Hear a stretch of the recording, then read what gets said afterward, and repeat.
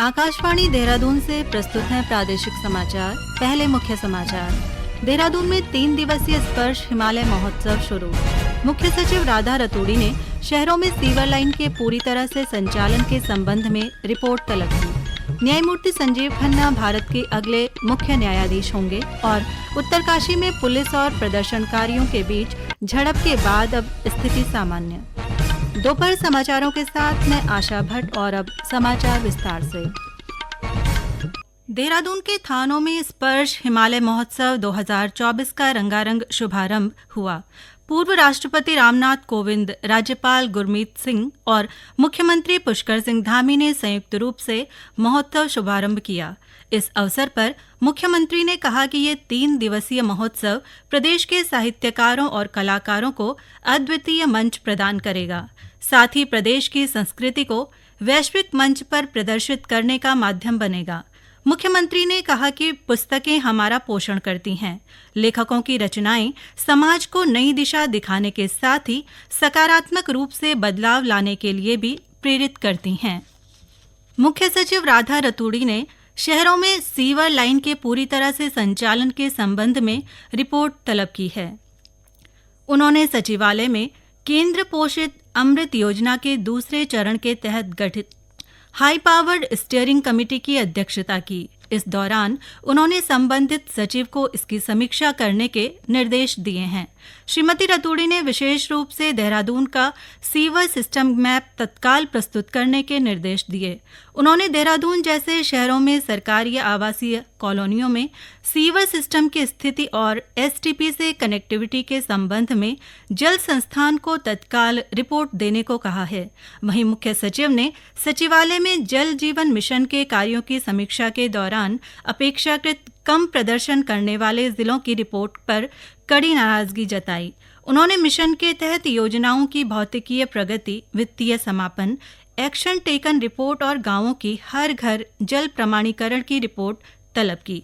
जल जीवन मिशन के तहत कार्यों की गुणवत्ता को लेकर विशेष सतर्कता बरतने की सख्त हिदायत देते हुए मुख्य सचिव ने जिलाधिकारियों को फील्ड कार्यों की लगातार निगरानी व निरीक्षण करने के लिए प्रशासनिक मशीनरी के साथ तकनीकी टीम को सक्रिय करने के निर्देश दिए।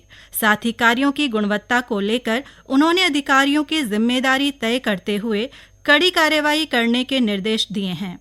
मुख्य सचिव ने स्पष्ट किया है कि जल संस्थान या जल मिशन द्वारा किसी भी स्थिति में जिलाधिकारी की अनुमति के बिना रोड कटिंग के कार्यों को नहीं किया जाएगा।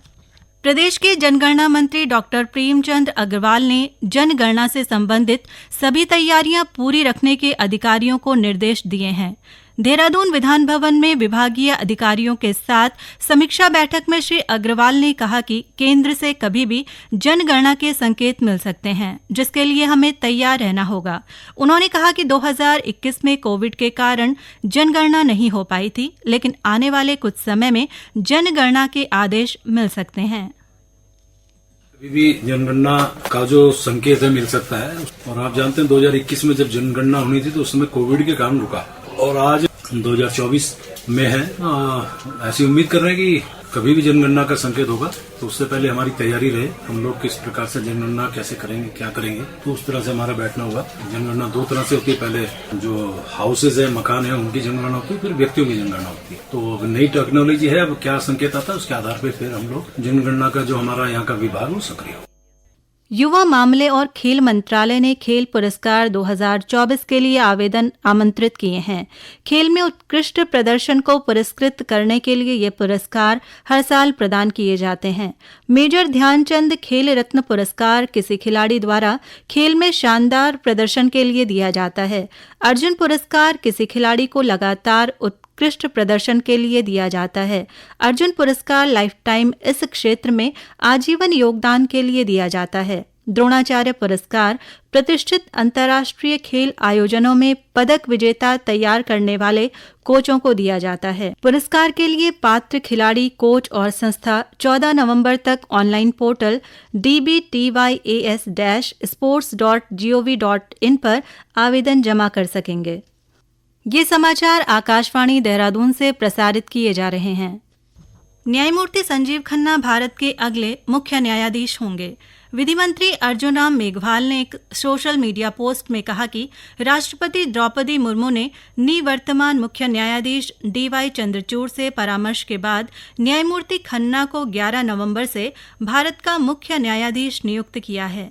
वे देश के 51वें मुख्य न्यायाधीश होंगे और 13 नवंबर 2025 को सेवानिवृत्त होंगे।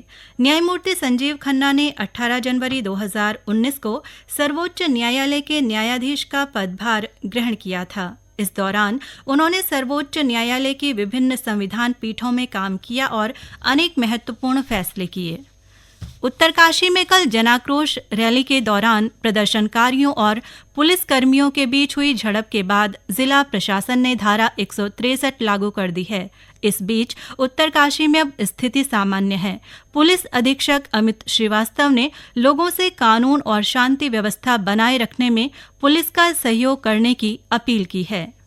पूरी तरह से शांति व्यवस्था यहाँ उत्तरकाशी जनपद में कायम है। कल उत्तरकाशी में संयुक्त सनातन धर्म रक्षक संघ द्वारा एक रैली का आयोजन किया गया था। इस रैली में उनको सशर्त परमिशन प्रशासन द्वारा दी गई थी। उसमें इनका रूट डिसाइडेड था, समय भी डिसाइडेड था। तो वो उस रूट से न जाकर के दूसरे रूट से जाने के लिए बैरियर पर काफी देर तक हुज्जत करते रहे। उसमें पुलिस वालों ने उनको बहुत पेशेंटली उनको रोका। उसी प्रदर्शनकारियों में से कुछ लोगों ने पत्थरबाजी शुरू कर दी, जिसमें फिर हल्का बल प्रयोग करके उनको वहां से तितर-बितर करना पड़ा। इसमें हमारे कुल 8 पुलिसकर्मियों को चोटें आई हैं।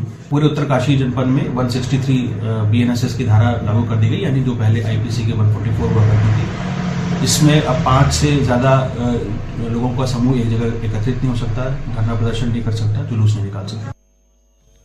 उत्तराखंड पर्यावरण संरक्षण एवं प्रदूषण नियंत्रण बोर्ड ने राजधानी देहरादून सहित 13 शहरों में वायु गुणवत्ता की जांच के लिए AQI की 24 घंटे थर्ड पार्टी मॉनिटरिंग शुरू कर दी है। इस तरह दीपावली से पहले और बाद में विभिन्न स्थानों पर वायु प्रदूषण की स्थिति परखी जाएगी।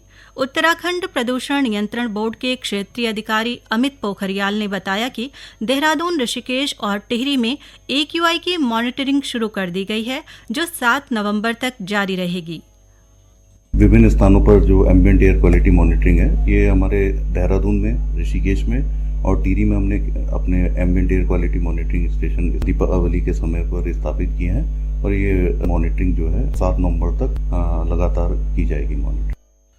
रुद्रप्रयाग के जिलाधिकारी सौरभ गहरवार ने केदारनाथ विधानसभा उपचुनाव के लिए अगस्त्यमुनि क्रीड़ा भवन में बनाए जाने वाले स्ट्रांग रूम और मतगणना हॉल का निरीक्षण किया। इस दौरान उन्होंने सभी व्यवस्थाओं को तय समय पर पूरा करने के संबंधित अधिकारियों को निर्देश दिए। उन्होंने कहा कि निर्वाचन आयोग के दिशा निर्देश के अनुसार मतगणना व स्ट्रांग रूम के लिए सभी व्यवस्थाएं सुनिश्चित की जाएं। जिलाधिकारी ने मतगणना हॉल में बैरिकेडिंग की समुचित व्यवस्था के साथ ही CCTV लगाने के भी निर्देश दिए।